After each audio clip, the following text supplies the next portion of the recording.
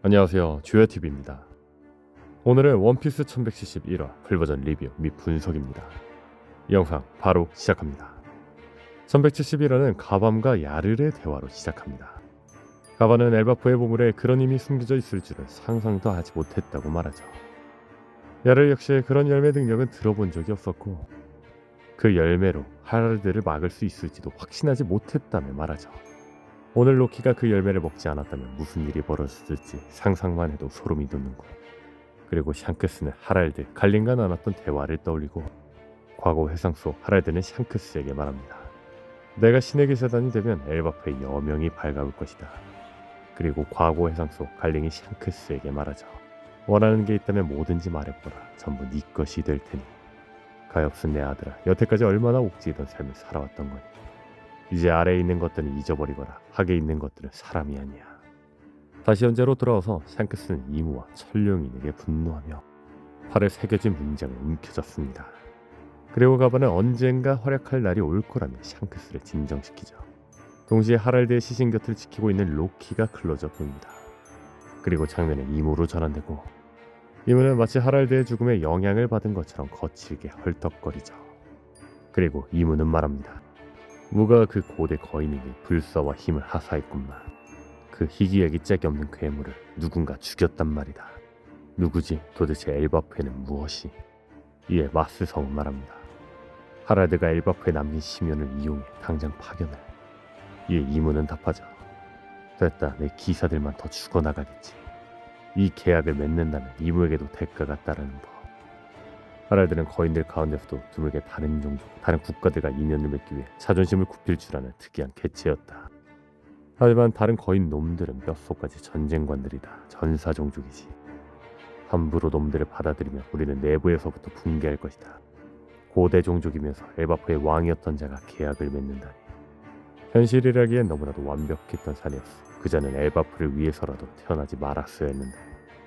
역시 역사는 거짓말을 하지 않는 것. 우리는 결국 손을 잡을 운명이 아니었던 거야. 잊지 마라. 엘바프는 D다. 그리고 장면은 다시 엘바프의 아우로스트 성으로 전환되고 로키는 살아남은 병사들을 추려서 하랄드의 죽음을 복수하기 위해 바다로 나가려고 합니다. 야르는 로키를 막으려고 하지만 로키는 아랑곳하지 않고 병사들을 모아 성을 떠나죠. 과거의 상이 끝나고 시점은 드디어 현재로 돌아옵니다. 하이루드는 하랄드가 죽던 날 무슨 일이 있었는지 전부 듣고 로키를 풀어주기로 결심합니다. 그리고 로키가 지금까지 저지른 짓들은 용서할 수 없다면서도 이번만큼은 로키에게 사과하죠. 그때 킬링엄이 후원한 드라우그가 명계로 떨어집니다. 다만 로키는 나중에 날아서 올라갈 수 있다면서 하이루드인 일에게 먼저 가라고 말하죠. 동시에 로키는 사슬을 풀어헤치며 드라우그를 향해 돌진합니다. 한편 가바는 아들이 걱정된다며 조파에게 올라가는 것을 도와달라고 부탁하고 상대는 가반을 아는 채로 월보를 사용해 올라갑니다. 그리고 장면은 다시 로키로 전환되고 로키는 라그니르로 드라우그를 공격하기 위해 뛰어오릅니다. 그런데 로키와 함께 루피가 날아오릅니다. 로키가 의아해하며 말하죠. 너 거기서 뭐하는 거냐? 이에 루피는 답하죠. 어떻게 싸우는지 기대되잖아. 그리고 로키는 말합니다. 알았어, 네 힘을 보여줘, 라그니르. 그리고 로키는 소리치며 드라우그를 공격합니다. 니플헤임. 동시에 드라우그는 얼어버리죠. 루피가 놀라며 1171화는 끝이 납니다. 다음 주는 휴재입니다. 이번 1171화에서 로키는 자신의 무기 라그니르를 휘둘러 니플헤임이라는 기술로 거대한 드라우그를 단숨에 얼려버리는 압도적인 위용을 과시했습니다. 하지만 로키의 진정한 공포는 이번에 보여준 빙결 능력에만 국한되지 않습니다. 그는 과거 라그니르를 휘두르는 것만으로도 번갯불을 떨어뜨렸으며 하랄드의 자살을 돕기 위해 가했던 일격에서도 강력한 벼락을 동반한 바 있습니다. 이를 종합해볼 때 로키는 라그니르라는 단 하나의 무기로 빙결과 내전이라는 두 가지 자연계급 속성을 자유자재로 다루고 있음이 증명된 셈입니다. 여기에 결정적인 한 방이 더 있습니다. 로키는 엘바프 왕가에 전해내려오는 전설의 악마의 열매를 먹은 능력자이기도 합니다. 즉 무기에서 뿜어져 나오는 번개와 얼음, 그리고 아직 정체가 베일에 쌓인 열매의 고유 능력까지 더해진 것이죠. 결국 현재 로키는 사실상 세 가지의 서로 다른 능력을 한 몸에 지닌 채 전장을 지배하는 삼중 능력자나 다름없는 존재감을 뿜어내고 있는 거죠. 다만 제가 오늘 분석 부분에서 이야기하고 싶은 건 로키의 능력입니다. 이번 1171화에서 로키는 스스로 날 수 있다는 발언을 통해 독자들에게 강력한 힌트를 던졌습니다. 사실 로키는 서사적으로 북유럽 신화의 펠리르와 궤를 같이 했습니다. 아버지 하랄드 왕을 살해한 로키, 북유럽 신화 속 로키의 아버지를 살해한 펠리르의 서사, 둘 다 거대 사슬과 해로석에 결박된 채 갇혀있던 모습, 그리고 전투 현장에 남겨진 맹수의 발톱 자국에 로키와 비슷한 늑대 표지 떡밥까지 모두 늑대를 가리키고 있죠. 하지만 여기서 결정적인 모순이 발생합니다. 신화 속 늑대 펠리르는 비행 능력이 없습니다. 로키가 호언장담한 비행이 허세가 아니라면 로키의 능력은 펠리르 이상의 상위 존재 혹은 전혀 다른 근원적 능력을 갖추고 있음을 의미합니다. 그렇다면 생각해볼 건 1170화입니다. 1170화에서 파괴된 망치 라그니르가 다람쥐로 변한 장면은 가장 중요한 단서입니다. 현재 엘바프는 북유럽 신화를 모티브로 하고 있습니다. 그리고 북유럽 신화에는 라타토스크라는 다람쥐 전령이 있죠. 그렇다면 이 망치는 사물의 열매를 먹인 케이스로 동물계의 환수종 모델 라타토스크로 추정됩니다.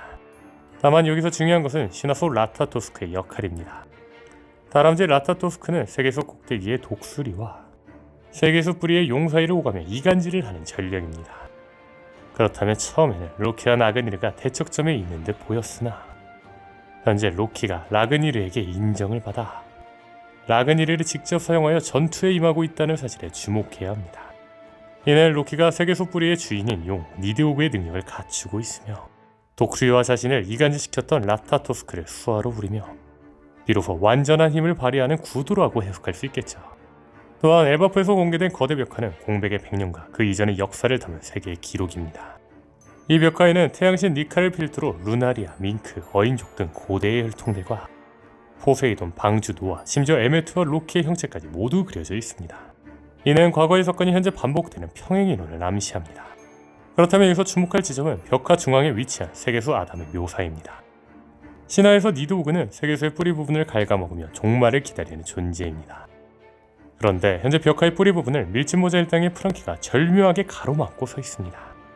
이는 로키의 능력에 해방되어 벽화에 가려진 부분이 공개될 때 그곳에 그려진 존재가 바로 로키의 본모습인 니드오그일 것임을 예고하는 오다쌤 특유의 연출일 수 있죠. 또한 1128화의 표지를 복귀해보면 오다쌤이 심어둔 노골적인 장치가 보입니다. 1128화에는 니드오그처럼 보이는 용이 루피와 함께 날고 있었습니다. 그리고 이 용은 로키의 상징색인 보라색 머리카락과 용의 피부색이 동일하죠. 또한 로키가 대면시 보여준 것처럼 용 역시 혀를 길게 내미는 익살스럽고도 기괴한 특징을 공유하죠. 과연 로키의 능력은 니드오그가 맞는 걸까요? 하지만 개인적으로 로키의 눈이 뱀과 연관되어 있다는 점, 로키의 엄마 에스트리다가 뱀처럼 땅의 기운을 살피는 풍수질에 집착하는 모습, 에스트리다의 과도한 사치가 뱀이 가진 탐욕과 풍요의 양면성을 보여준다는 점 등 로키의 엄마 에스트리다가 뱀과 연관되어 있다는 점, 그리고 신거병의 적단의 졸리로저가 펠리르 같은 늑대였다는 걸 생각해본다면 로키의 정체는 펠리르 열매를 먹은 니드호그의 피를 이은지 아닐까요? 만들면서도 좀 과한 추측 같기는 하네요. 오늘 영상은 여기까지입니다. 시청해주셔서 감사합니다.